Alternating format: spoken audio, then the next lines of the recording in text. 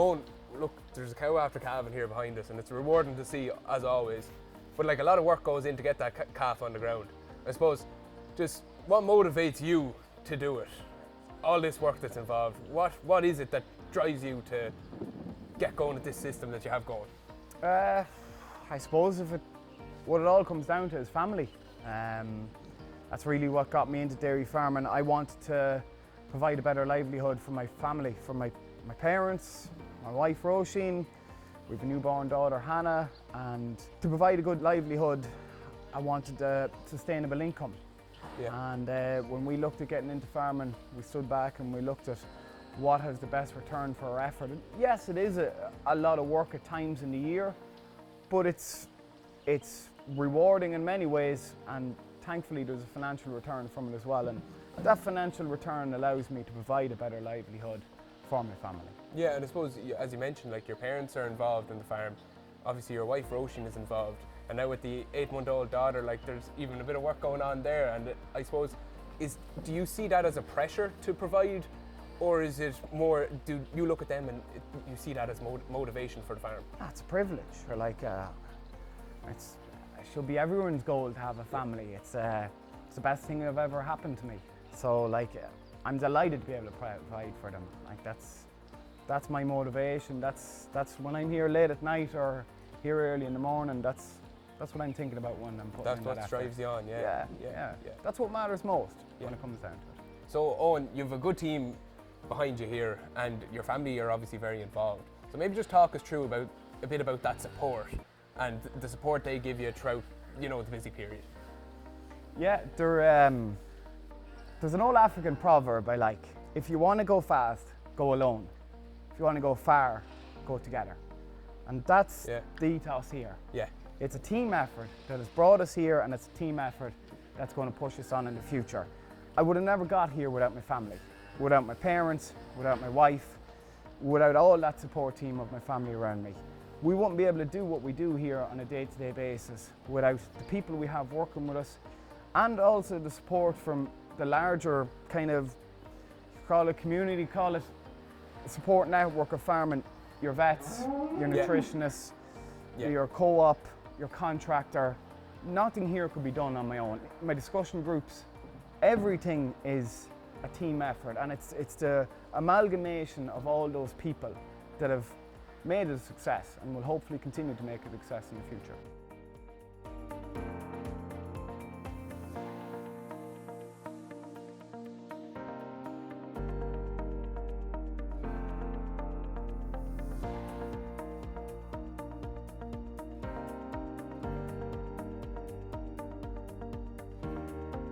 So we're joined now with Head of Dairy Knowledge Transfer at Teagasc, Joe Patton. Joe, I suppose we've moved beyond kind of dairy expansion, and we're now moving into kind of a period of consolidation in the dairy sector, filled with regulations and environmental regulations. Just, can you talk us through what you kind of see, where you see the dairy industry going in the next couple of years? It's a good way of looking at it, Hugh, I suppose, but I think we should probably say that there has always been regulation there. Yeah.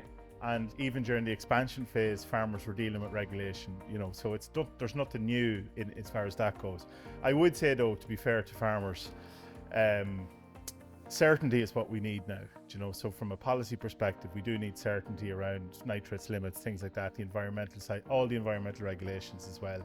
If we get certainty, I think it'll make a big difference to farmers, and I think that certainty, is coming and will come. When you talk about expansion and maybe moving into a consolidation phase now, I mean, it was always inevitable that after, over 30 years, let's say, of pretty much stagnation, we were always going to get that jump in milk production.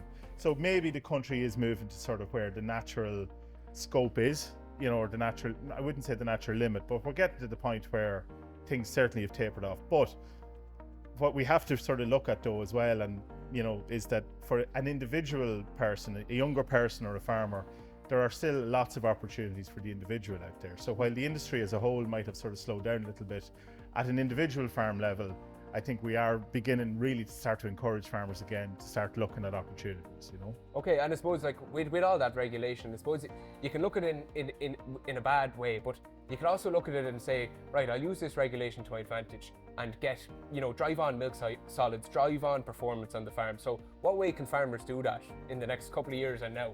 Yeah, well, look, I suppose it's something we've done a lot in Teagasc over the last couple of seasons, and this year and this spring in particular, we've done over 1,000 sort of performance analysis through Profit Monitor on farms. So 1,000 good farms completing that.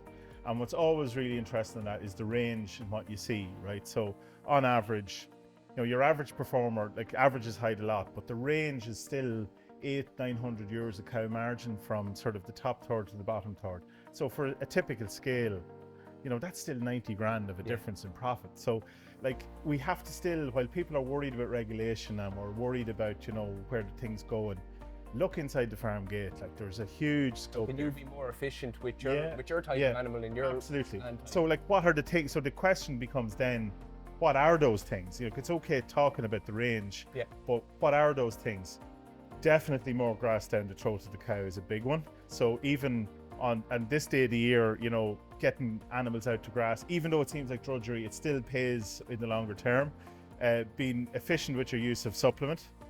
The right type of cow is critical. So milk solids percentages, healthy animals, low cell count, and good work-life balance as well. Okay. Those are the things that are making the biggest difference. So oftentimes we worry about, stocking rate regulations and all that, but what we tend to see is at a given level of stock rate, there's still a huge range in profitability. So comes back to the old stuff, the right cow, grazing the right grass, calving at the right time of the year, and good level of cost control. Simple stuff, but makes a huge difference. Joe, I want to touch on generational renewal, because how can we, as an industry, make this dairy industry more attractive for young people to get into? Because we see it's a huge issue around the country. Yeah, absolutely, and it's a huge issue in every industry. I think sometimes we're very insular in how we look at this, right? We think about, that the dairy industry or the farming industry is the only industry out there that has a problem with generational renewal or with hiring staff. That's kind of a universal thing now. So what are the issues then? Work-life balance, salary, and like if you ask any younger person, what do they want? They want a good work-life balance.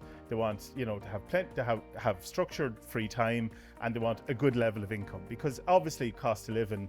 Anyone wants to go, have a life outside farm and build a house, raise a family, whatever you need. There has to be a level of income there. So on the farm there has to be profit-driven. There has to be a profit motive behind it, with all those other things in place. But I think the one that's catching us out, Hugh, really is the question around the labour and the perception of the labour and the work-life balance. Okay. And if we don't tackle that, we will struggle over time. And what we sort of see on farms is, I think there's lots of farms might be investing in technology that might seem that they should be labour saving, right? But we probably have to start looking at it on the basis of labour structure as well as labour saving. It's scheduled time off, a sort of a defined end to the working day. Those are the sort of things that traditionally you hear it all the time from from farmers, that it's a way of life. Of course it's a way of life, but we have to look at the way of life in a slightly different way. I think that there has to be room for other things as well, because the next generation coming through values that that work-life balance probably a little bit more than the previous generation. And if we're going to be realistic about generational renewal, we have to build that into the type of farms that we're operating. Yes. And Joe, how can we improve this then? Is it through our co-ops, or is it through policy? Because there's incentives there, and there's stock reliefs and grants and young farmer schemes that you can get involved with, and they're all beneficial. But at the end of the day, as you said, it has to just be about net margin on the farm, and it has to be attractive that way. So where does this derive from? A couple of things, I suppose. First of all, that the opportunities have to be viable for people. So that's where maybe policy and incentives can come into it. How do we structure, for example, that generational renewal? Because it's obviously a very capital heavy thing to get into dairy farming. So that's where the tax structures and that can help. In terms of the structures then around maybe family transfer, or even outside of family transfer as well, or whether it's long-term leasing or partnerships, we can bring those forward a bit more so people have a better understanding of what the opportunities are. And those are opportunities for the older generation as well as the younger generation, because we do have a lot of people that have milked cows for a long time that would like to be able to see the thing continue on the farm, but maybe don't know how quite to structure that. So we've a lot to do there, but it still comes back to then, when all that's sorted, what does the daily and annual operation of the farm look like? You know, have we got, is there a margin being generated, and can we structure it in a way that while we work hard while we're doing it, and this time of the year, it's something I'm often saying that there's really, you can't get into dairy farming and expect to have, you know, an easy time of it in February, March, April. You're going to be busy at this time of the year. But what about from July to September, December? There should be lots of opportunity to have a better balance at that time of the year. So we have to start looking at it more positively like that. And I suppose, Hugh, you know, somebody said to me there recently that, you know, dairy farming is the ultimate work from home job. Yeah. Right? Yeah. And loads of people value working from home. We need to start thinking about it, that there are opportunities. It's the ultimate work from home job, and we don't really think of it like that. So there's that to me, that changes how we should be thinking about it. And look, I suppose even if you look in the short term now, like in terms of the global dairy trade, and like butter is up, prices are looking good. So all the fundamentals are kind of going the way of the dairy farmer. So like it's encouraging this should be encouraging for young people. Yeah. And then down the line, if you can get over that kind of regulatory side of things and look at it in a positive way, you're saying that this is a good industry to be in. If there's a place to have a full-time role or full-time career, and a career that can develop within the agriculture industry, obviously dairy is you know, one of the key places that you can make that happen.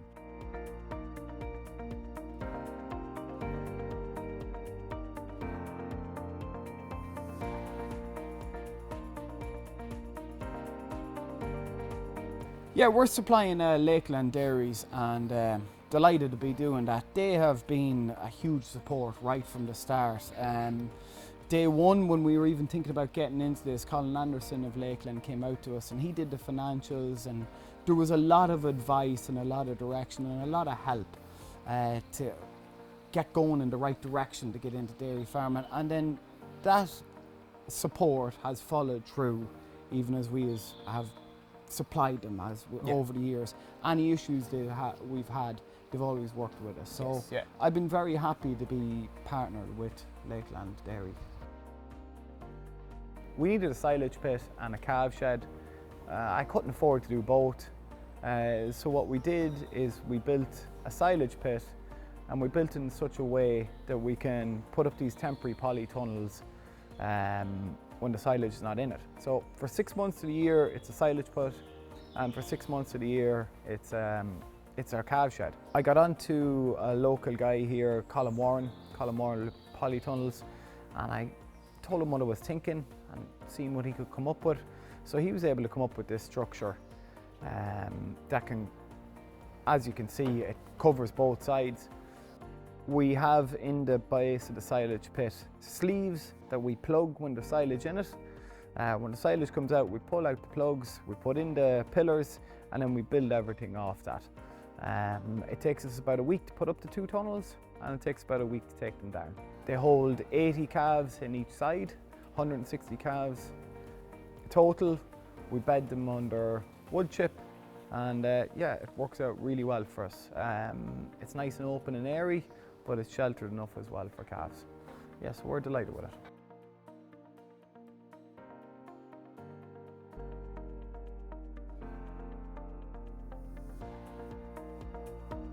So we're joined with Niall Matthews, chairperson of Lakeland Dairies. Niall, we're improving our water quality ever so slightly. And this is, I suppose, deadline year for retaining the derogation. 2026, it'll be make or break. So can you just talk us through the kind of momentum that farmers are taking on and the kind of the practices the farmers are taking on? Okay, Hugh, thanks for the opportunity to be here today. Yeah, as you say, 2025 is the year that Ireland must make its case to the EU Commission to retain the next derogation, which would commence on the 1st of January 2026. All industry players have rowed in behind the effort.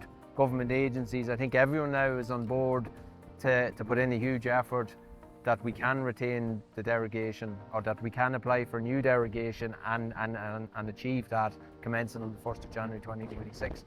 I think going on the figures we're getting, it's the nitrate figures in the water is at the lowest level since 2018. In order for us to retain this, we're going to have to improve our water quality. So just in terms of yourselves, Lakeland Dairies, how many farmers, or roughly how many farmers, are over the 170 kg of nitrogen a hectare? Yeah, I suppose it can vary slightly from year to year, but our recent figures would suggest that about 40% of our farmers in the south are in derogation, so that would equate to roughly 800 farmers. That would affect your milk pool, obviously, hugely. Of course, I'd say those 40% of farmers would probably account for closer to 70% of the milk. They're probably slightly bigger than average. So no matter what, it's in everyone's interest to try and get this matter sorted. Of course, and farming, it's a business, and every business needs stability and to be able to plan ahead. And the way things are at the moment, people, there's a question mark over, do they put in extra slurry storage, or if they do and end up having to cut back on stock, is that wasted? So people need to have a certain amount of certainty, and a derogation for 4 years is important. We're in the field of Owen Corrigan's now, and even if you look around, everywhere is fenced off away from water courses. The River Boyne runs through this farm as well. So Owen is doing his bit, and if you go into his yard, in terms of slurry storage and effluent runoff, everything is perfect. But it can't just be one farmer takes on everything. So it has to be a kind of everyone all-together approach in order to retain this and improve water quality. Yeah, that's a very, very fair point, Hugh. And I think, there has been so much publicity about this. There has been a big emphasis from all the co-ops, from all industry, to make people aware of what we need to be doing as a sector to ensure that water quality does stabilise and improve. So Lakeland Dairies last year would have ran 2 very successful on-farm events, one in Granard back in June and one in Minalty back in November, December time. They were well attended, and the farmers that went to those, they're picking up key messages of what we need to do to keep water quality improvement. But it is important that everyone gets involved. If 90% of farmers do all the right things and there's 10% not, well, that's a problem because it affects everyone. So it is vitally important that everyone makes an effort and tries to do the right thing. What's the importance of getting farmers to look at what they can do and make use of that funding? Yeah, certainly it seemed to be a little bit slow, the uptake of the EIP funding there for a while, but as I understand it, the momentum is building now, and I think we've maybe 300 people now have signed up and got involved, and there is some very good measures in that. The funding is quite good. There's a number of things: planting hedgerows, planting buffer zones, obviously fencing off water courses, hydraulic sweeper brushes for the yard to prevent soil water, to minimise that. So there's a good level of funding there. They're all sensible actions. Yeah. And I get the impression that the funding will be used. People are really getting on board with it now. So that's another positive. Yes, The momentum again is building, and one of the most popular measures that people are taking is the nutrient management plan. Okay. So obviously that creates more awareness on individual farms of what their phosphorus and their nitrogen quotas are, and it builds up more awareness of nutrient planning, obviously, and nutrient surpluses. The environmental actions tend to be the most sustainable financially as well. Like they don't have to be two different things, and that has been the way. People that have taken up new technology in breeding results in maybe better fertility, better solids in their milk. It's doing the right thing from a sustainability point of view, maybe the lowest carbon footprint milk from those type of cows, but it also generally feeds in that they are actually the most profitable farms as well. Lakeland Dairies will be leaving no stone unturned. We'll be going at it at every possible level, whether that's engaging at the political level, both locally, nationally, and of course at EU level. And also then we'll be heavily involved with on-farm activities, whether that's open day events on farm to give the message to farmers, and any other assistance we'll be giving to farmers, whether through the EIP scheme or whatever else we can do to really get the message out there, the importance of retaining the derogation and the measures that farmers can do.